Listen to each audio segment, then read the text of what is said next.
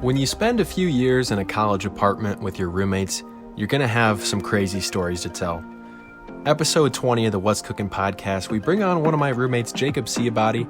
We talk about some of our favorite college apartment memories and then get into some sports. Here we go.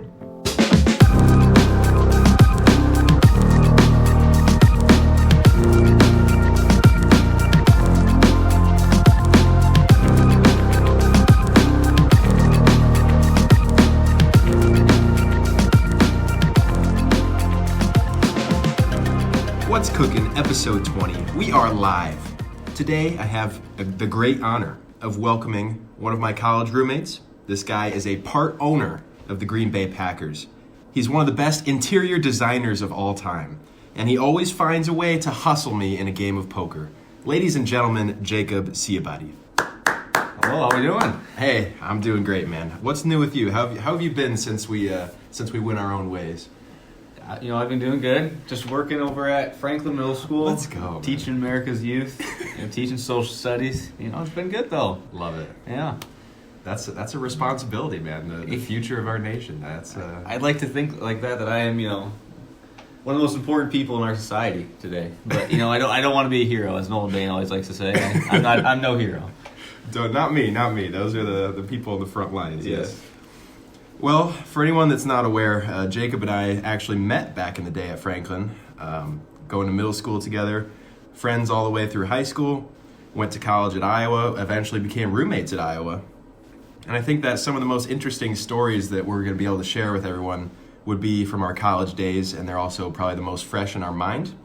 So we're going to focus a good amount of the time on college stories and apartment stuff, and then we'll get into some sports later on. But before Jacob and I became roommates, he would often visit my dorm freshman year.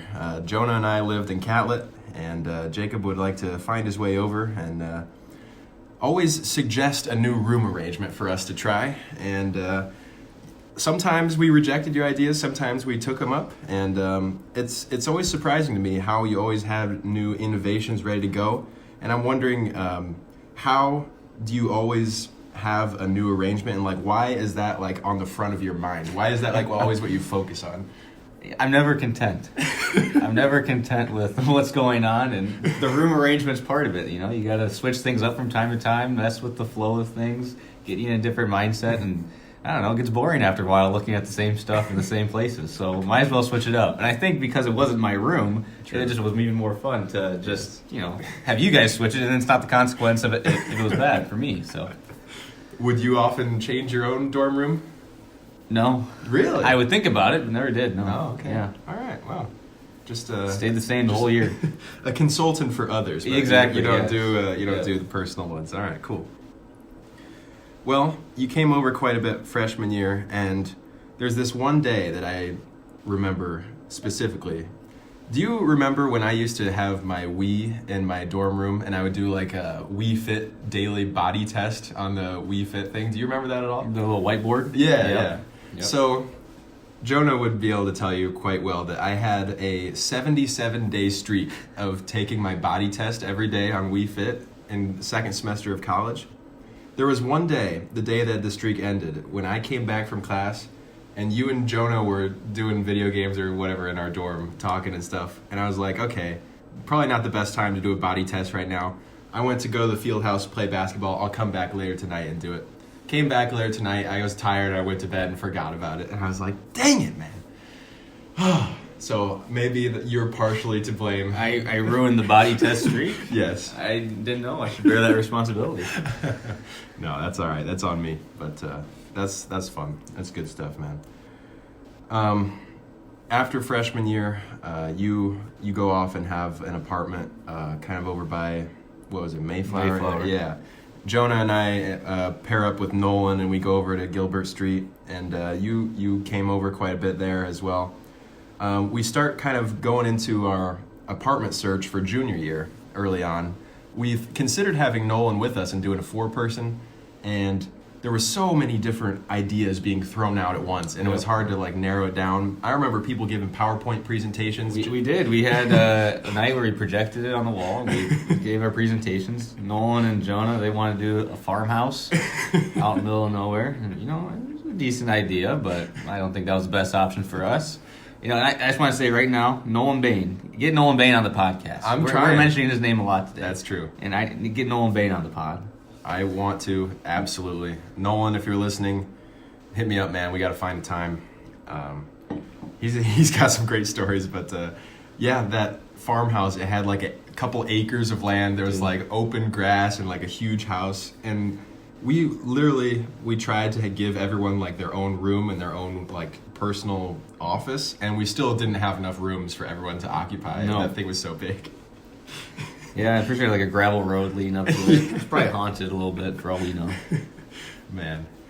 And I pitched a few other places too, and it ended up being, after all the speculation and all this debate, we ended up moving like a football field away from our building. Not even. Sophomore year. It was like right over the bridge, the homeless bridge. Right next door. And I think it was you that found that building, right? I did, yeah. It was I was just searching online, and I found pictures of it, but I couldn't figure out who owned it, and then eventually I dug deeper, and then I found it. Yes, and it was a great find, too, because I loved the location, and we had a great time there. So, COVID hits end of sophomore year. We all moved back to home, pretty much. It's kind of depressing for the most part, but the bright spot is we're going to move into the apartment in August. We're going to get the boys together and have a good time. August rolls around, we start moving things in, and I was planning on living in our apartment all the way from beginning of August all the way up until the school year. But the reason I didn't do that is because there was our AC unit, which was on the shared wall of my bedroom, and at the time I had my bed tucked back into that back left corner on the wall next to the AC unit, and it had some strange buzzing sound in the middle of the night, and I could not sleep at all. And that's the only reason that I went back to Cedar Rapids.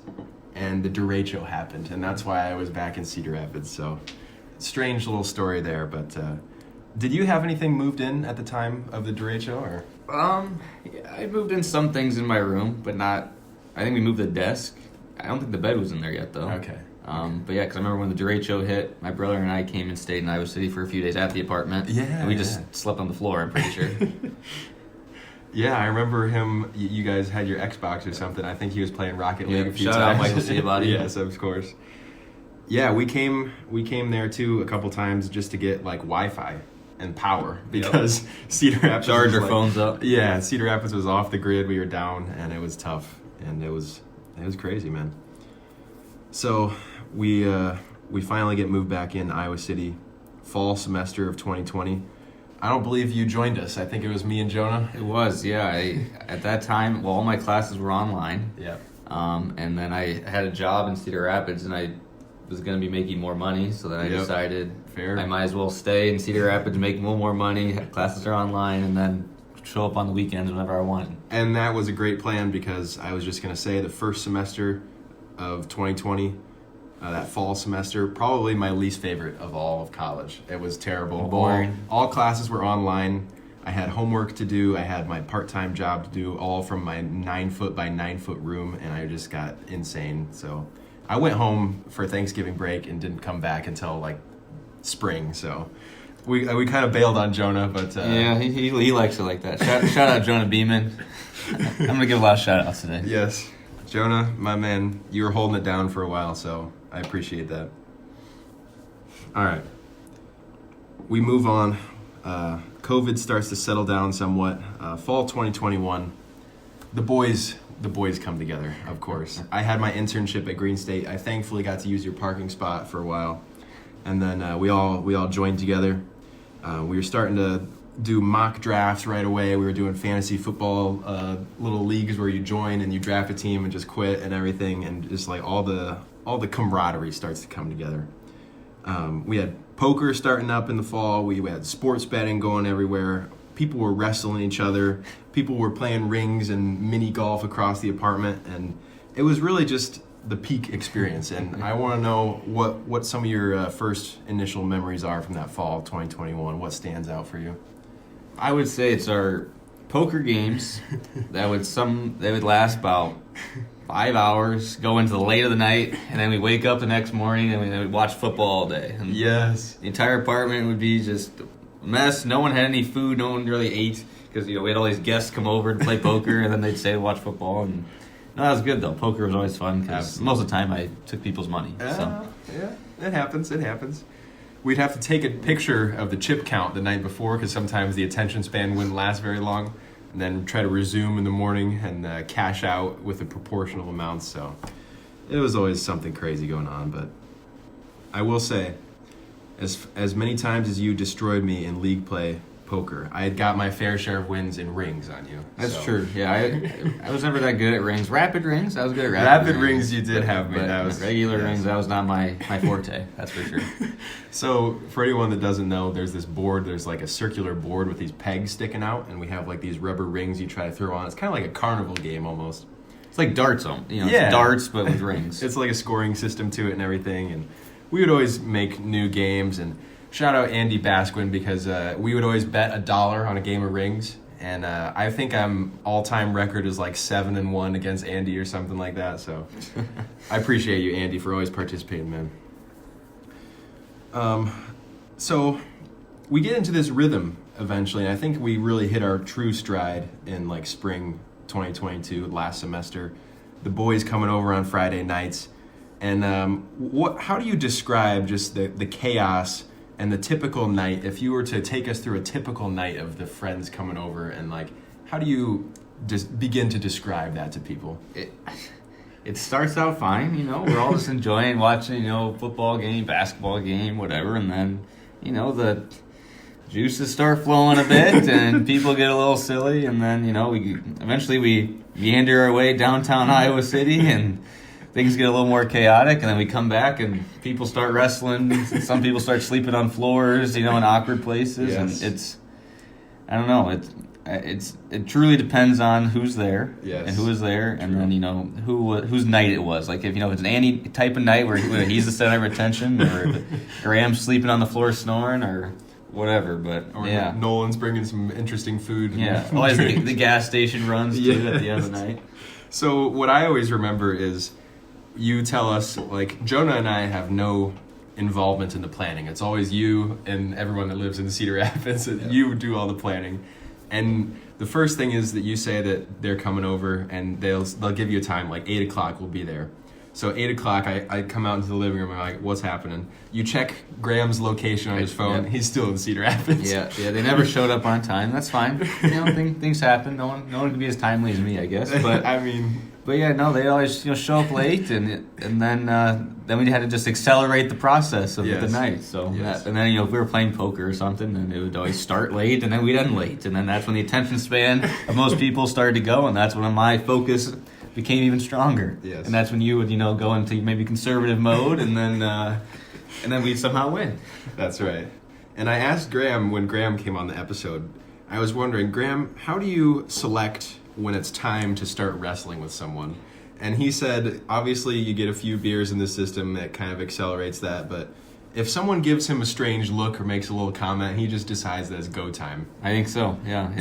I think he especially like to, egg on Nolan, get Nolan going, and then, because then, Andy, it's not fun to wrestle Andy, or me. Like, he's bigger than both of us, so I think, Nolan, they'd go at it. Yes, yeah, for sure. And he would take Jonah on quite a few times. Jonah welcomed it, I think. But I'm not sure if you had to count who won the amount of times, we had our little wrestling matches, total. I'm not sure who's the total winner there. But when Jonah and I would wrestle, I think, I had more pins than he did. But that's just from my perspective. From personal recollection. I mean, the tape don't lie, Jonah. What are you going to say, man? I remember... What was it? Someone had, I forget if it was Jonah against you or you against Jonah, but someone had the other person like pinned with their shoulder blades on the ground and your legs up against the wall. I had Jonah. Okay. I had him all the way back, basically over backwards, and I'm not sure no one counted the 1, 2, 3, but it was a pin. I love it, man. And I only got involved one time against Graham, and I scraped up my knee super bad, and Andy took a video of it and he didn't save it, so... Andy, you let me down, buddy. Disappointing. So, that covers most of the apartment craziness. I'll let you jump in here in a second with anything else we might have left out, but I gotta mention, when we get in our little arguments here, we get in our debates, and you'll be going after somebody like, Jonah, man, what are you doing? Like, get a life. You're better than this. I'll be like, yeah, Jonah, dude, really, seriously? And you'll turn over to me and you'll be like, hey, I don't need your help on this. Why? I'm trying to come to your defense. I'm trying to help you out, and you won't let anybody take your side in an argument. I'm a lone wolf when it comes to debating. I don't, I'll always find ways to spin it on somebody else, It's just more fun that way. It's no fun to have that mob mentality against somebody else and gang up on them. So, yes. And all of a sudden, though, I'll turn back on you, and then Jonah will try to join me, and then I got to go back to Jonah. So, that's with it could be sports, whatever. Absolutely. It's just more fun. All right. It's more fun to mess with people. That's true.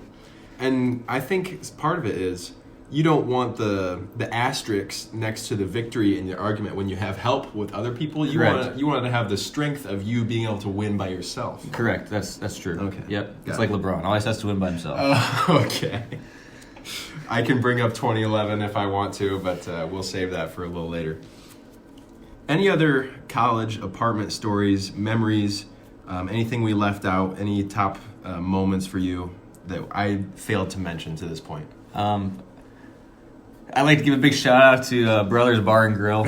We always went there, it seemed like. And, we'd always, whether it was for mugs or just going there, waiting in line in the cold or walking right in early, and we'd be staying there all night. But no, I don't know. Brothers seems like that's my core memory of a lot of those nights that we went out, so... Yeah. I think I would also, on your behalf, give a shout out to the Buffalo Wild Wings mobile app. Oh, yes, for sure. Shout out to, was it buy one, get one Thursdays? It's been a while. I haven't gotten one. I think it's Thursdays, yeah. Okay, yes. Yeah, that Joan and I would get that more than you did. Yeah, I would jump in every now and then, but... I think I overdid it. Too many weeks in a row, I get Buffalo Wild Wings, and some days I go for the total 20, to get, and that'd be too much. So. Yes. But then I would get my free soda, though. I'd ask for a water cup, and, downtown Buffalo Wild Wings in Iowa City. If you're listening, here's a trick for you. Ask them for a water cup. They're going to give you a large soda cup. Just go fill it up with soda. That's on them. That's not on you. Because, if they give you the soda cup and you fill it up with soda, they'll have no way of knowing that you asked for water. So exactly. There you go. You guys got to figure out a better system. Sorry about that. All right. There you go. Apartment stuff. Wild times, always fun to get the boys together, and we gotta do it again sometime. Whenever we can congregate the fellas, we gotta figure something out. But let's get into some sports here. If you're an Iowa football fan, you may have heard the news. Alex Padilla has decided to transfer, along with sounds like half of our offense at this point. But Michigan backup quarterback Cade McNamara decides to take his talents south of the border, come on down to Iowa City. What was the first thing you thought of when you heard this, and what are your kind of expectations going into next year? Well, when I heard the rumors, I thought to myself, no way. Like, why would anyone, look at our offense, and think, oh yeah, that'd be a good fit for me. Especially a higher talent like Cade McNamara coming from obviously a big program, and he won the Big Ten championship last year. But I think it rejuvenates Iowa fans to know that we have some talent coming into the quarterback room after a few years of just some abysmal quarterback play. Yes. And I think having a guy like that could bring in some other transfers. To see they got some talent, and so I'm excited. I'm not sure he's the savior and like he's going to be a Heisman candidate, but I think it's just probably more consistency on the offense and just more skill overall. So I think it brings something new to Iowa, which is good to get a big name like that. Yes. Probably one of the bigger name transfers, especially of a quarterback this year. So I'm excited for next year, though. Absolutely. I was trying to think back of a time that Iowa had a big transfer portal acquisition. Nothing really came to mind. I feel like we might have had like an offensive lineman one year or like a grad transfer at a small position, but like this is unheard of for Iowa. So yeah, it's good for Kirk Ferentz and his staff, yes, for sure. Evolving Kirk, yep. New Kirk 2.0. So unfortunately, like you said, this season didn't really go as according to plan. The Hawks were struggling, and We even had a chance to make it to the Big Ten championship. Kind of blew that away. I was in attendance for the Nebraska game, unfortunately. Tough game. It sucked. When you think of all the criticism that Iowa's gotten over the years, this year especially with Brian and Petrus and Kirk and everything, how do you kind of distribute the blame across Iowa? Who's leading most of the fault, and who is lesser to blame than people might think? Well, I think you have to go at the top first. I think Kirk deserves a lot of the blame just because he's the one who's continuing to have Brian be the offensive coordinator. Okay, so he's the leader of the team, right? He has to take responsibility, which I'm not sure he does sometimes, and that's fine. He can do what he wants, but so it starts with Kirk, in my opinion. But then Brian deserves a lot of the blame because the inconsistency of play calling makes zero sense. There'd be times where we're moving the ball down the field, we're running it, we're throwing it fine. Then all of a sudden we do a double reverse jet sweep or some crap, and then on a 3rd and 1, and then we get stuffed. It's like it just never made any sense. And then I think it's hard to blame Petrus, right? He's just a player who's just not as talented as we probably wanted him to be. Yeah. But the blame comes on him for just probably never improving.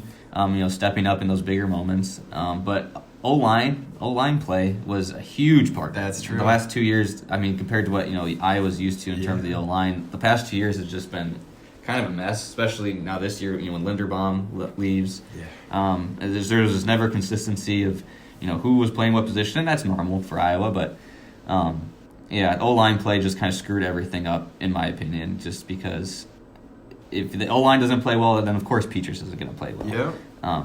And then, he did in the O-line, he maybe if they ever did him favors, he just didn't have the quarterback presence in the pocket to, ever do anything good. That's true. So, I don't know, blame goes all around, but it starts with Kirk, in my opinion. Right. And, I'm not saying fire Kirk like maybe some Iowa fans are wanting, but I definitely think he needs to look in the mirror and realize that what he's been doing is not up to the standard of, what Iowa probably is capable of doing. And, considering we've had top 10 defense the past couple of years, nationally ranked defense in all these different categories, all these All-Americans, it's a disservice to them not to have good enough or even a competent offense throughout an entire season to, go on and win some games. So that is a fair assessment. I like the way you broke that down. We're not asking for greatness on offense. We're asking for just better than what we have. So correct. A competent offense would have won the Iowa State game, the Illinois game, and the Nebraska game. So, man. All right. Well, next year, Hawks. Hopefully, Kirk and the boys, you're listening to this. You know where to go from here after Jacob's assessment there. I do have to admit here, I have not watched an Iowa basketball game yet this year. I have failed to tune in, and partially that's on me. Partially that's because there's also NFL, college football, and World Cup going on at the same time. But what I've heard is that Chris Murray has really taken off on Keegan's path here. My man had like 30 points, 20 rebounds, 5 assists, 5 threes or something. Yep. I heard that was like the first player to do that since Kevin Durant or something. Yep, that's true. How do you think Chris is going to be able to keep this up? Is he going to be taking a Keegan Murray type of path, or is it too soon to kind of go that far? It's probably too soon, but no one probably thought Keegan would do that, and so why not a Chris? I haven't watched a ton of games. I've just seen bits and pieces here, but I didn't expect a complete fall off, but just having Keegan, and other pieces last year, leave. I thought maybe it wouldn't be as good, but if Chris can step into that role, then that's good. Yes. But I haven't seen too much of him yet, and I'm not convinced just yet. But he's able to shoot the ball, and obviously he can get to the paint. So yes, I would like to remind everyone that in 2018, the Cedar Rapids Kennedy Cougars marched into Prairie, and on the back of some clutch Jackson Foley free throws, we took down the Murray brothers. So. We like to remember that. Also, I played with one of the Murray brothers in a golf tournament, a JV golf tournament. I think it was Keegan. I don't remember. I think it was the right-handed Murray, so I'll go with Keegan. But we've had our fair share. Keegan, he throws left-handed though. You saw him throw the first pitch. Pitch out. He threw a first pitch out. And he threw left-handed. Yeah. So there was some thoughts that maybe who's who. We don't know. We don't know who's dominant, right-handed or left-handed. We've never seen them in the same place at the same time. Yes, we have. That's interesting. But yeah, shout out to Kennedy Cougars. We beat the Murray brothers back in the day. We're going to remember that as long as they keep doing their great things. Heading over to NFL. It's been an interesting season. Last couple of years, you've been able to safely count in the Packers as a 13-3 record and a playoff win or here and there. Seems like Rodgers and the Packers a little bit of a struggle this year compared to usual. Some of that might be with Devontae Adams leaving. Some of that might be with Aaron being a little Aaron. I don't know how you describe that, but what's your current attitude towards the quarterback room? Are you fed up with him? Are you frustrated? Do you think it's Jordan Love time? What's the current state of the Packers here? So for the quarterback room, okay, I mean I can talk about this all day, all parts of the team, but the quarterback room specifically. So like going in, so when the rumors, the sources, for Adam Schefter, whoever else was saying, no, Rodgers is upset. The 2021 draft that day. In my head, I'm just like whatever. I didn't believe it. I just thought he'd be back, and he was back. And then when he's said he was going to take the offseason to figure out whether or not he wanted to return to the team or get traded. In my head, I'm like, after 2 MVP seasons, we fail in the playoffs, both those great years. I was kind of the mindset, well, we have Jordan Love. I say we just trade him. I say, you know what? I've accepted that Rodgers has done what he's done for the Packers, and I think it's time to move on. Just because we would get a lot of assets for him, like we saw with the Russell Wilson deal. Yeah. They got two starting level players and then multiple first round picks and other picks. So I'm like, that'd be great for the Packers with a young quarterback, have all these draft assets. And also because if Rodgers stays, that means we're going to pay him. And we did. And now that's, we paid him all this money. He's the highest paid quarterback if you look at, on average, yearly basis. And so, after this year, this whole year I've been thinking, I've been telling myself, I hope this is his last year. Not because I hate him or, I think he's bad. Because I don't think, I think this year and the stats you see, people might think it's worse than it actually is. But I'm just ready for a new chapter because I'm kind of afraid if, Rodgers sticks around a little longer that we're going to, trade Love and then kind of start the whole process over again of finding his, successor. Yeah. When you have a talented quarterback like Jordan Love, which we've seen, flashes here and there, whether it was, last year against Kansas City or when he played a little bit at the end of the Lions game, or in the preseason or now against the Eagles this past week. Jordan Love, he looks potentially the part of, the future. So I'm excited about that, and I think he definitely has the potential to be a starting level quarterback in the league because there's been players on the Packers on the defense who come out and said he is better than some starting quarterbacks right now, and I believe it. He was a first round pick. Some people even had in their mocks going higher than Justin Herbert. Yes, I think back in the day. What's his face? Todd McShay, maybe. Yeah. So it's not like he's some bum that they drafted. He was a first round quarterback. Who obviously had some growth in a lot of areas. But based off what I've seen, he looks the part. So I'm thankful for Rodgers, in all he's done, but I'm ready to move to the next chapter. I think. Yeah, that's realistic. I think that's fair assessment. It's surprising too because you look back at the 2020 QB class: Burrow, Herbert, Tua, Jordan Love. That's turning out to be a very impressive class. So. Yeah, they're showing out so far. And Jalen Hurts in that class. Jalen Hurts, he was drafted second round. Man. Yeah. Whew.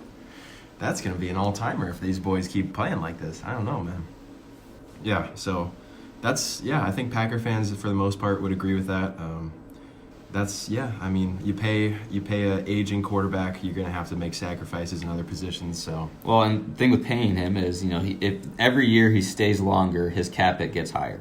So, the sooner he leaves, the cap, the dead cap hit that his contract has is going to be less. So, if he were to retire this next year on the 2023 cap, that season, it would be, I think, around $40 million of a dead cap hit, which I don't believe they can convert that anyway. So they're going to be getting screwed in the cap in the long run, but the sooner he leaves, the less of a blow it actually is. Okay, cool. You think when it's all said and done that Aaron will become the next Jeopardy host? Doubtful. It'd be cool to see, but I doubt it. I think he'd rather go, be traveling the world, doing his ayahuasca, and, looking at the stars or whatever that he does in his free time. Yes. Going on more Joe Rogan podcasts. Yes. So, Packers have taken a lot of heat this year. How do you assess Matt LaFleur? Do you think he's done a good job of handling things? Do you think he's lacking in some areas? How do you like his performance thus far? I mean, obviously the first 3 years you win 13 games as a head coach, so obviously you look the part, but you also had an MVP quarterback. Yeah. So it's kind of hard to tell. I think in general with the team, I mean, every time something goes wrong, he always takes the blame, which I think goes unnoticed. He always would say, it starts with me. I didn't get the guys prepared. I didn't have a good enough plan coming into this week, which is good. But I think when we look at the defense, obviously he's not hands-on with the defense day to day. But the fact that Joe Barry, our defensive coordinator, still has a job after this year's abysmal showing, I'm not sure it has the head coach how you don't make any changes, especially when you're still mathematically in the playoffs, but we're out. Like you're not going to get in. So I definitely think changes should have been made a while ago. I'm not sure why they even hired Joe Barry as the defensive coordinator in the first place, because he was the defensive coordinator of the Lions when they went 0-16. No. So I'm not sure what thought process went into that. But I mean, I don't know. The team coming into the year, in my opinion, they were fine. Like if it was a playoff caliber team. But I just think little things here and there went wrong, which I can get into if you'd like. I can talk all day about which little parts went wrong. Okay, yeah. I mean, I think that's fair. I mean, you got to be patient with a coach. Obviously, 13 wins a couple of years in a row, that has to be respected. 3 years in a row. Yeah, crazy. Chargers would never. So you got to appreciate that for sure. I don't know if you're a big mock draft guy. I'm wondering if you've looked ahead at anything yet. What do you think are some of the needs for the Packers in the offseason? And if you want to talk about the smaller things, the details that went wrong too, sure, go for it. Well, I think if you look at the Packers, how they're constructed right now, they're still a young team. On the defensive side, they have all these young players, a lot of first-round picks. There's some injuries that happened here and there, but the defense, in my opinion, they have the talent to be good, but they're just not good. So I'm not sure where the problem went wrong. I think a lot of it's could be play calling, and it could just be missed tackles that they seem to have more and more every single week somehow. I think they had 22 missed tackles I saw against the Eagles. I'm not sure how that's possible for professional football players, but the defense is fine as of right now. I think the offense, if you look at what our rookie receivers have done with Christian Watson, Romeo Dobbs, and then I think I'm going to butcher the name, but I think it's Samori Toure. I know the last name's Toure, but I'm not sure. I'm pretty sure that's how you say his first name. Okay. But they've all had a touchdown. That's 3 rookie wide receivers right there. None of them first-round picks, though. That's the big deal with receivers in the first round for the Packers. That's true. But I saw a stat on Twitter the other day that said they have 11 touchdowns to rookies, rookie receivers, while the next closest is 3 or something. So rookie wide receivers are showing out for the Packers this year. Yeah. But I think in the future, if we're looking at what do they need to continue doing, I think you got to find probably another pass rusher, young pass rusher. Always adding to the offensive line. Packers always add multiple linemen just because you never know who's gonna get hurt, what's gonna be shuffled around. Definitely. But no, just they're set at almost every position in my opinion. Now, there could be guys leaving here and there. But in terms of the draft, I think just beefing up your line, your D line, safety could be a big issue just because I'm not sure who's returning next year or what's going to happen with all of that. But no, they're a sound team, and so they just don't perform. That's the problem. But if free agency, in my opinion, is going to be the bigger than I think the draft is next year. Yeah, I can definitely relate to a solid team that doesn't perform. We've had our struggles for years and years with the Chargers. Brandon Staley kind of seems like a fraud at some points. Kind of seems like a genius in other points. Future Packers defensive coordinator Brandon Staley. I bet, man. We've heard rumors that Sean Payton might be looking around at a coaching situation. I don't know if I want Sean Payton or not. My brother, Super Bowl champ right there. Yeah, my brother is a big Sean Payton hater. So Bounty Gate. Yeah, he's a Vikings fan. He did enjoy the Diggs touchdown and the Kyle Rudolph catch touchdown. Yep. Yeah, so he's had his victories against him, but. We've had teams this year looking solid all the way around. Eagles have been impressive. Vikings have been super impressive. Bills and Chiefs, obviously. What do you think about Super Bowl predictions going forward? Who do you like from each conference, and then overall, who do you got?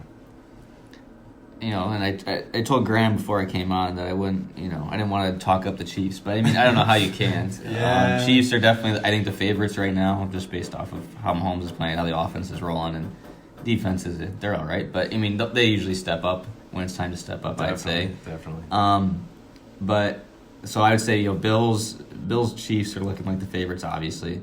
The NFC, I think the Vikings are frauds. I don't know. That's just my prediction. Like, they've won, I'm pretty sure, like, 6. I'm just making this up, I'm pretty sure. But they've won at least 6 games, like one-score games. 6 to 8 one-score games. Yeah. Therefore, like, their record could be flipped completely. Right. And I'm not saying, they're bad by any means, obviously. But they're definitely, I don't think they're true contenders. All right. I'd say the Eagles are definitely at the top for that. But, yeah, my prediction for the Super Bowl, if I had to do it, I mean, Cowboys. The Cowboys look legit some days, and then they look like that's true. Look like Dookie the next. People, Giants are up there. No, they're not. They're nothing. There's no way Daniel Jones could ever lead a playoff run. What if Odell decides to join? I've been seeing a lot of those rumors, but that doesn't change anything. No. And I don't think putting Odell on the Cowboys either is going to make them the true playoff favorites. And so, but if I had to pick, who I think is going to the Super Bowl, I think it's kind of cheesy to say, but just doing the Eagles and Chiefs. I mean, 2 top teams. The Eagles, their defense looks a little suspect at times, but that offense, I just don't know. That O-line is incredible. If you watch the Packers-Eagles game, they just demolished the Packers up front. But I mean, Jalen Hurts running the ball, throwing the ball, he can do it. They got the run game going with Miles Sanders now, so. And their defense still has all these talented guys, especially on that D line that they've added as well. But so if I had to go, it'd be Chiefs Eagles. And unfortunately, I'd probably just go with Chiefs. I don't know. It's hard to question Mahomes at this moment. But very true. I'm not convinced he's going to be the MVP just because it's almost like LeBron or Brady or Rodgers. It's hard to give it to them every single year. Even though he's only won one, Mahomes has only won one. I think people like Tua. They think, Tua's been putting up numbers. He has. Yeah, it's hard to deny. He's been putting up numbers. He's got, I think, the highest pass rate in the league right now. Only like 3 picks to, I don't know how many touchdowns, but there's that. I don't think he's going to win MVP, though. But Hurts, I mean, if they keep winning, end up having the best record come to the end, and he has, 1,000 rushing yards, a bunch of touchdowns, it's hard to question that as well. But so I think it's going to come down to those 2 in terms of the MVP. Yep, for sure. That's very true. I saw something that, like, a scenario where the NFC South is, like, such a terrible division, and the Buccaneers still have a fair shot at, like, winning out that. If they sneak into the playoffs, they could go against, like, Geno Smith and the Seahawks. I could very well see Tom Brady winning that game. Yep. Then you might have a matchup with Kirk Cousins on prime time, which might crumble. You could very well see Tom Brady winning that game. Then you would go to the conference championship. Who knows, man? I mean, the Bucs are maybe as bad as the Packers, and they're just going to win their division and make the playoffs. Yeah. So, they're definitely frauds this year. That's for sure. Yeah, that's crazy what's gone down with Tom Brady. That's probably been one of the worst years for him, on and off the field, I would say. But that's insane, man. So, I gotta ask, since I've been abysmal this year, I'm wondering, I haven't really looked, how is your fantasy team shaping up? Do you like where you're going into the playoffs, or? No, I mean, I think it's like 7-5 or something, which is, I mean, I have a stacked team. Like, I have Josh Allen at quarterback, a top 2 probably fantasy and fantasy rankings or whatever. Got Jonathan Taylor, Aaron Jones, Tyreek, DK, Amari Cooper, Miles Sanders, Tony Pollard. Like, I have all these good pieces, but somehow I am just, like, not good at the right times. Like, in my opinion, like, I would say, I'm one of the top teams in our league. So it's, some must-win games here. I'm not saying, I'm pretty sure I'm most likely in the playoffs, but I think I just got to peak at the right time. But no, I'm liking my odds, I'd say. Good, yeah. Yeah, I think one of the storylines of our fantasy league this year is that Matt Knox, man, he might not have the biggest names. He might not have some of the high-power players, but, like, he just finds a way to win, and, like, other teams just self-destruct when they're going against Matt. He's only had 1 loss, I'm pretty sure, and a lot of his wins are when he scores under 100 somehow. So, Interesting, man. I don't know, man. Man, I'm disappointed with myself though this year. I took Najee Harris, Kyle Pitts, and Matt Stafford. So that's how my team's going.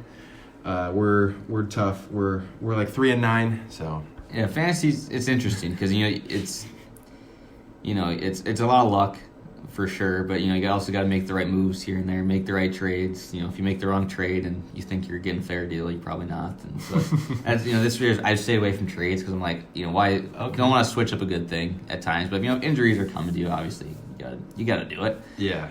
But I've stayed kind of quiet this year. Just kind of kept the team I drafted, and they've done well. I haven't had too many injuries for sure. Good.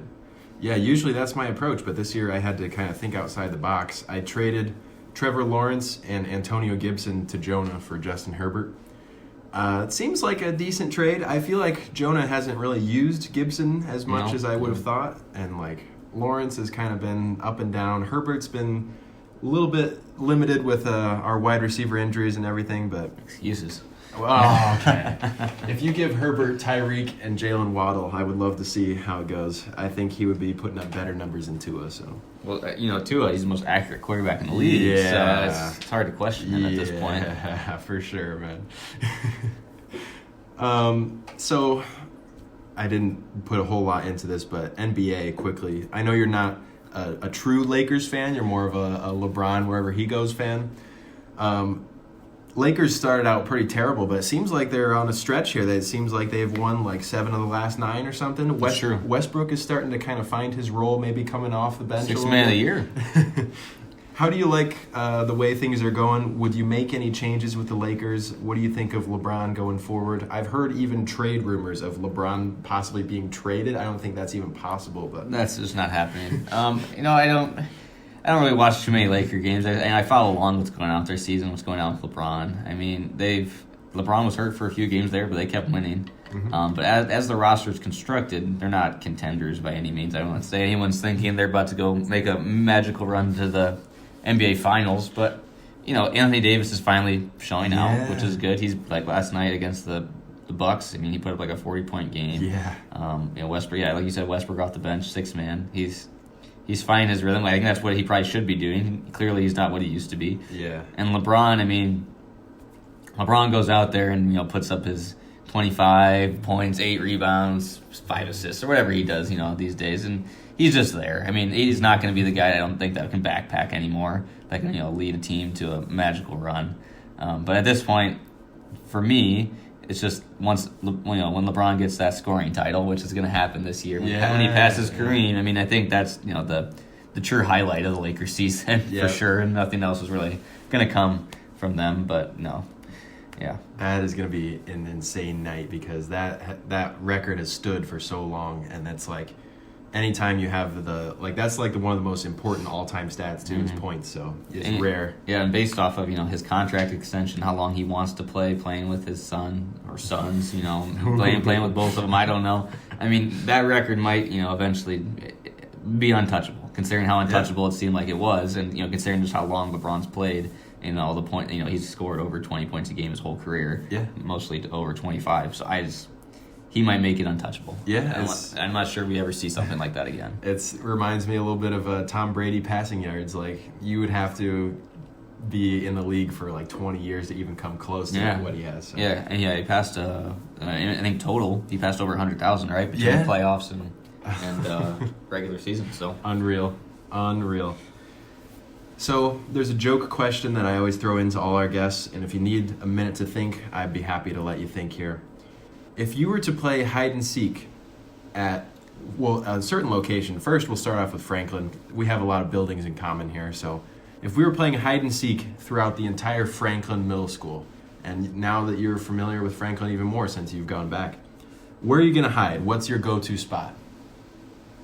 Well, now that I teach there, I have some keys that can get me to some rooms that other people don't have. There's a storage room by the gym that we have the wrestling mats in. And if I were to go hide in one of those wrestling mats in that storage closet, I'm not sure people are finding me. You just wrap yourself exactly. in a burrito. I just find a way to get in one of those, and there you go. I think I'm good. So I had Julian on for an episode a couple months ago, and I asked this question. what I came up with is, I don't know if you had, 7th grade. Were you there in 7th grade? Just No, 8th grade. just Okay. 8th grade. So there was a teacher in 7th grade named Mrs. Wilson. She taught language arts. She had a room on the edge, like the corner of the Franklin building. I don't know if you've ever been in there, but there's like a greenhouse attached to the side of it, and you can just like go out there. They would only let us do 2 people at a time, and you could go out there. And there's a few bean bags back there, and it's just so off on its own. I think that'd be a crazy good spot to hide. Oh, I know what you mean. Yeah, that'd be good. Yeah, absolutely. So then that brings us over to Kennedy, hide and seek. Same question stands. I think Graham answered this one, and he said there's like some baseball equipment closet by the West Gym or something. Yeah, I know what he's talking about. Yeah, that'd be a good one. This one's tough. I mean, it's pretty open everywhere. Yeah. I think it's somewhere in the black box. There's like an upper area of the black box. True. Somewhere up there. That's where I think I'd go. Okay. There. Yeah. Or those like middle rooms, like on the upstairs of the school, like those, I don't know what classrooms they were really, but there's probably something in there that you can hide in. That's true. I don't think I've ever been in there, so That's a good spot. What I said for my answer was, if I had the ability to do this, you bring out the bleachers and you walk up there to the press box, you go hide in the corner, and then you retract the bleachers in so no one else can come up there and look. I've seen people climb up there. Okay. And then the answer Grant Griffin gave was in the basketball equipment closet where they keep all the balls and everything. There's like a door to the upper, next to the scoreboard. You can climb up a ladder and go up in there. That's a good spot. So, a lot of options there. I'm not as familiar with the Hawk Shop as you are, but like IMU Hawk Shop, is there any little nooks and crannies that come to mind in there? Not really. There's some closets and like the storage in the back, but there's like cockroaches back there at some point. So no need to hate on the Hawk Shop for that, but it's not their fault. Okay. But not really. No. I mean, you could hide back in like where we store all the Apple stuff, but it's not really a good hiding spot. There's not much to hide down there. Cool. But in the whole IMU, maybe you could find some random places. That's for sure. Definitely. Have you ever gone to that little sleeping lounge where they have like the relaxing chairs? I've never gone to sleep in there, but I know what you're talking about. I've like sat in there for a little while. It was nice. I would never trust anybody for me just to sleep in the public area. Yeah, that is a strange concept that they did that. But all right, if people want to do it, sure. All right, man. That's pretty much all the questions I have. If there's anything you want to bring up, any questions you have for me, anything you want to mention, now's your time to. You have the floor if you'd like to say anything. I'd just like to say, go Hawks, go Pack, go, and as always, roll Cougs. There you have it. That's what I like to hear. Would you like to give people your social media where they can find you? Any shout-outs or anything you want to give? If you want to follow me, it's just at Jacob Ciabatti. Not too difficult. If you want to go check out the Horsing Around podcast, we are going to make a comeback at some point here. Really? Probably. Sometime down the line. It was more of a COVID podcast. We had nothing else to do but talk to each other over Zoom. But go follow at Horsing Around. Have some content on there from a couple years ago. Love it. Go check that out. See, that's why Jacob was such a natural on today's episode. He has podcasting experience. So, I mean... That's true. If you ever want to do a collab sometime in the future, you let me know. There we go. Yeah, we become a dominant force in the podcast world. Joe Rogan, watch out. We'll talk to the people at What's Cooking Enterprises, and we'll get something scheduled. So I appreciate it, man. Thank you so much for coming on. Thank you. Appreciate it. Yes. Good luck in the future. We will talk to you soon. Hope you guys enjoyed that conversation. Always a pleasure when we get Mr. Ciabatti on the microphone, when we get the boys together. We hash out the old times of the past, some of our favorite stories, memories, moments of college, and let's hope that these memories keep on coming in the future, and that will give us more content, more stories to share in the future. Now it's time. I think you know what time it is. We're going to head on over to see what is cooking in each of the 4 categories. What's cooking in sports? Guys, we have reached the point in college football where it's just free agency. I mean, you can call it the transfer portal. You can call it players deciding to transfer every offseason, and you can be content calling it that, and I'm not going to have a problem with it. But sometimes you got to call a spade. We have free agency in college football. That's what it's come to. As far as the Iowa Hawkeyes free agency period goes, we're looking at a lot of departures right now. You look at Keegan Johnson and Arlen Bruce, receivers, just decided to transfer. Gavin Williams and Alex Padilla, big contributor at running back, and our backup quarterback, both decided to transfer. And then we got Scary Terry Roberts, one of the standout corners before his injury. He's decided to transfer as well. That's tough, man. I mean, especially Terry, because my man Terry, I had him in my rhetoric class freshman year. So we got the little inside look at a future prospect for Iowa, and he turned out to be a great special teams player and a solid corner out there. He was the guy who, in the Iowa State game, 2019, he was the gunner on that punt that ran his guy into the other Iowa State punt returner, and they collided, and then somebody else jumped on the ball and recovered it. So Scary Terry setting up the Hawks for success. No longer going to be doing that in the black and gold, and it's a sad day. However, I'm sure you've all heard the news by now.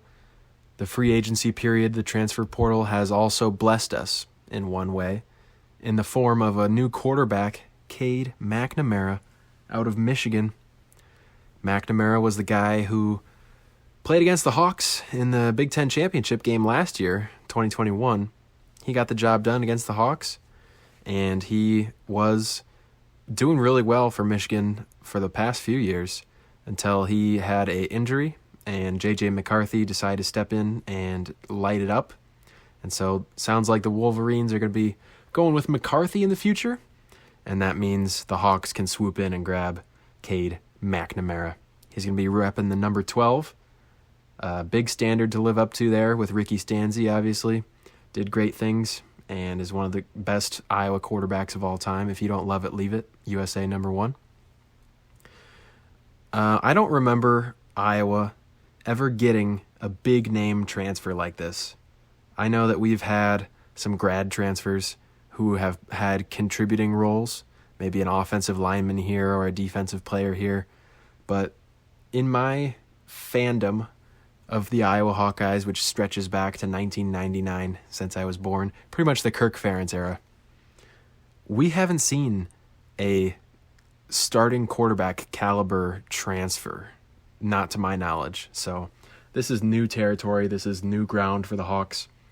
We are in a different realm. We are in a different spot than we're used to. And I think it's going to be interesting to watch, and I'm excited to see what McNamara can do. Some of the people in the Iowa fan base are hyping him up like he's going to win the Heisman or something. I think we need to be a little more realistic than that, but I think there's reason for excitement, definitely. We head over to the NFL on a more disappointing note. We have the Chargers taking on the Raiders. We beat them in week 1, and this time we couldn't get the job done. There were times in this game where the Chargers were missing 4 out of our 5 starting offensive linemen. We have Rashawn Slater, who's out with a torn biceps at left tackle. We have Matt Filer, who is the only starting offensive lineman healthy. Corey Linsley is out. Right guard Zion Johnson was in and out. He was in sometimes, came out with an injury, came back in. He was kind of halfway there. And then obviously right tackle Trey Pipkins was out for this one. We had guys that I don't even know the names trying to hold the line up there and protect Herbert. We got guys that I don't even know Herbert's throwing to. We got backups here, practice squad guys there. And it's really sad to see. It's giving me flashbacks to some of the Phillip Rivers days where he was the one shining spot in an otherwise disappointing offensive performing group. There will be some years where we could really light it up, and then we would get destroyed by a bad coaching decision or bad special teams play. And there's other times where the coaching was fine, but the injuries came in and eliminated our chances. I think this year is going to be mostly injury related, but I don't think the coaches are exactly doing us any favors. Some of the decision making has been questionable at best. Offensive play calling, not exactly what we want to see. Lombardi's on the hot seat. Staley is starting to be on the lukewarm to warm seat. And the Charger fan base is hearing some murmurs about some possible Sean Payton sightings down in L.A., so keep your eyes out for that. I don't think the Chargers are going to pull the plug on Staley, but at least not this year. I think we're going to let him ride it out one more year and see how it goes. But another fun fact here. If you guys were listening to the podcast last week, I think I mentioned that Chargers fell to an early 10-0 deficit against the Cardinals and then came back to win. And I told you guys that whoever is up early in a Chargers game tends to lose.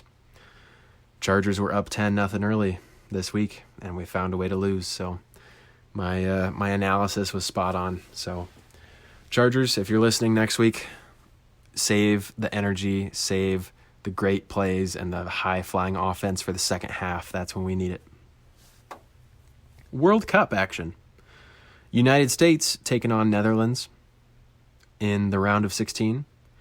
Very exciting to watch. U.S. at this stage in a soccer match. We haven't been on this type of stage in quite a while, so good to see us getting this opportunity. Unfortunately, this one ends in a defeat to the Netherlands, 3-1. Netherlands, very talented team. They took care of us. No big deal for them. They're moving on. We're heading over to the Elite Eight of the World Cup. I don't think it's actually called the Elite Eight, but my mind thinks in terms of March Madness, so I'm going to be calling it the Elite Eight. We have Netherlands, who just defeated us. They're going to be taking on Argentina. Have fun with that. Messi and the boys are going to be lacing them up and doing their best to take down Netherlands. Croatia versus Brazil. Brazil, one of the more favored teams to win it all. That'll be exciting to watch. England and France, good solid countries there taking each other on. And then we have Morocco versus Portugal. Morocco somehow finding their way into the Elite Eight after a close victory, I believe, in the round of 16. You love to see a little upset action. You love to see some lower profile countries getting their chance, and I'm all here for it, man. Let's see Morocco put together some more wins. I love it. What's cooking in finance? Ladies and gentlemen, we are approaching the end of the calendar year 2022. December is here. And in terms of finance, if you guys are investing in a 401k, it's time to get as close as you can to that limit. That 401k contribution limit is $20,500 for the year 2022. Next year in 2023, it's going to be increasing to $22,500. Let's go, boys. So if you are not already at that contribution limit, try to contribute would be my unsolicited advice. Try to get as much as you can in that 401k, especially if you have an employer match. You want to be maxing that match out, at least get the employee match. That's the free money that they give you just as part of the program of your 401k. So very beneficial, very advantageous for you to take advantage of that. And next year, you're going to have even more firepower at your disposal with the $2,000 contribution limit increase. So let's go, boys. Giddy up. Sam Bankman-Fried, heading over to crypto, is going on a world tour. My man is going on a world tour trying to explain the downfall of FTX. And he's really taken any opportunity to speak in the public, which is very strange and rare and unexpected. A lot of times when these bankruptcies and fallouts happen, the CEO is advised by their lawyers to stay quiet, remain low-key, and wait for the court hearings and the case and the trial to kind of go down for the lawyers to do the talking, and the CEOs can kind of defer to them. But my man, Sam Bankman-Fried, decided that he wants to go on a all-cup tour, speaking to everyone in sight. My man loaded up Mario Kart and said, let's do every cup. We're going to go around the world. We're going to take every interview. We're going to speak about everything. And I don't know if that's the right strategy. It's certainly a bold move. I watched a YouTube video created by the one and only CoffeeZilla, one of the best crypto YouTube scam investigators that there are. It's a very specific region of YouTube to be watching, but if you're interested in crypto scammers, crypto Ponzi schemes, and people that don't really follow the rules in crypto, CoffeeZilla is a great YouTube channel for you guys to watch. He just released a video where he hopped into a Twitter Spaces that Sam Bankman-Fried was in, found his way onto the podium, and my man started asking some of the hard-hitting questions. This guy did not hold back. A lot of these media outlets and news stations seem to be giving Bankman-Fried a little bit of slack. They seem to be acting a little gentle around some of the things that he put his customers through. But CoffeeZilla, he's going to go in there and he's going to lay down the law. He was pretty much pestering Sam Bankman-Fried with some of the hard-hitting questions. My man was getting bombarded, and he demanded answers. He went in there and he said, listen, this doesn't add up. I know what I saw. I know what the statements have said. And based on everything that's come out, some things didn't add up, according to CoffeeZilla. He thinks that Sam Bankman-Fried's lying about certain things, and he was very upfront and honest with him, and Bankman-Fried really struggled to answer some of those questions. If you guys are interested in that, you can check out the whole YouTube video.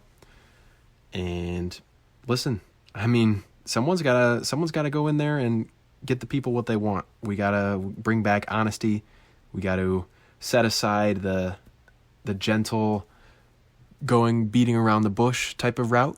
And I think the people deserve the true and honest explanation. So good for CoffeeZilla trying to get the honest truth.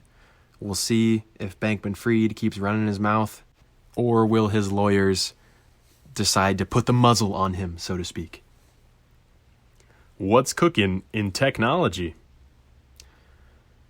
If you guys ever played Call of Duty, you might know of a kill streak called the GI unit. I know this is technology, not video games, but it'll come back full circle. Just bear with me here. The GI unit was something you could call in. I think it was Black Ops 3 that had this. Maybe some other games too.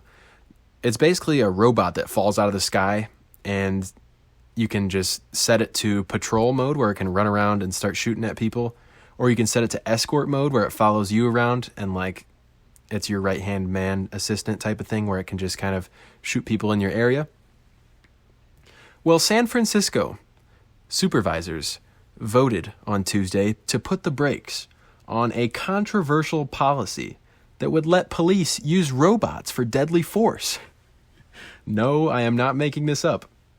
The Board of Supervisors voted unanimously to explicitly ban the use of robots in such fashion for now. For now.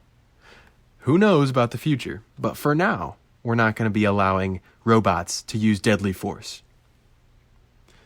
But they sent the issue back to a committee for further discussion and could allow it in limited cases at another time. It's a reversal from last week's vote allowing the use of robots in limited cases. The police said they have no plans to arm their robots with guns, but they wanted the ability to put explosives on them in extraordinary circumstances. Last week's approval generated pushback and criticism about the potential to deploy robots that can kill people. Several supervisors joined dozens of protesters outside City Hall on Monday to urge the board to change course. Whew! San Francisco, my goodness, they are not holding back. The fact that they're even considering this is alarming, I think. I didn't even know that we had robots advanced enough to like pick and choose which people to kill, I guess? Like, what is the code that goes into determining who to kill for the robots? Like, I see a lot of questions that I could raise about the problems this would cause. And sounds like the Board of Supervisors agree with me because they are explicitly banning this use of robot for these for these deadly forces. I wonder what company they're getting these from if they were to do this, and I wonder how reliable they are at killing the right people, and in what situations would this be called for, that you would need robots rather than actual police officers or other trained professionals, so to speak. I have a lot of questions for San Francisco, but I think they made the right decision to turn this down for the time being. Obviously, they have a lot more information than I do, but this is very concerning. This is something that would definitely not make me want to live in San Francisco, and I don't know what the thought process is there, but interesting times we're living in, I will say that. What's cooking in video games? Young farmer makes history. Uses video games and YouTube to buy $1.8 million of land. That's right. Who buys farmland for $1.8 million with video game money? At 15 years young, Grant Hilbert started a YouTube farm gaming channel in his bedroom. Grinded for 7 years to gain 1.3 million followers. He bought 250 acres of Iowa black dirt and made history as the first person to break into farming via video games. I wonder who is keeping track of that stat. The first person to break into farming via video games. How can you confirm that? You don't know if other people have broken into farming via video games. I can go boot up Farmville right now on my phone and then go buy an acre of land. And someone might have done that, so I'm a little suspicious of that stat. But anyways, this is right here in Iowa, so touching to the heart of the Iowa heartland. Hilbert's story is a stunner. He is not a traditional gamer, nor a social media influencer, but simply a corn and soybean farmer with a vision. Several steps ahead of a rock-lining online marketplace where a ravenous public feeds its fascination for all things farming. U.S. agriculture, he believes, is in the beginning stages of a paradigm shift of access. If I was able to do it, then any kid with a drive should be able to do it. With one foot in the crop rows and another in gaming, Hilbert, age 24, operates 2 YouTube channels and is just hitting business stride at the helm of a company preparing to release a groundbreaking video game, American Farming, aimed at the heart of Midwest agriculture. I know that some of these farming games can be very soothing. They're very easygoing, you let the crops grow, you come back later, you harvest them, and you sell them, and it can be a pleasing process to do this. But my man is taking it to the next level because he wanted to play this IRL. He put his money where his mouth is, and he bought some Iowa land. Grant Hilbert, man, shout out to you.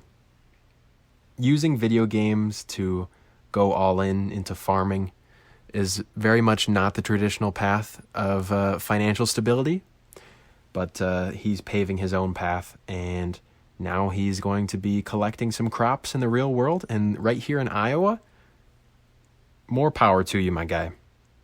He's an entrepreneur, he's a farmer, he's a gamer, and he's an inspiration to us all. That's going to do it for this week. What's Cooking, episode 20.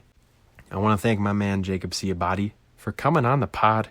Former college roommate, former middle school classmate, high school classmate. This man knows me pretty well by now, and now you guys get to know a little bit about him.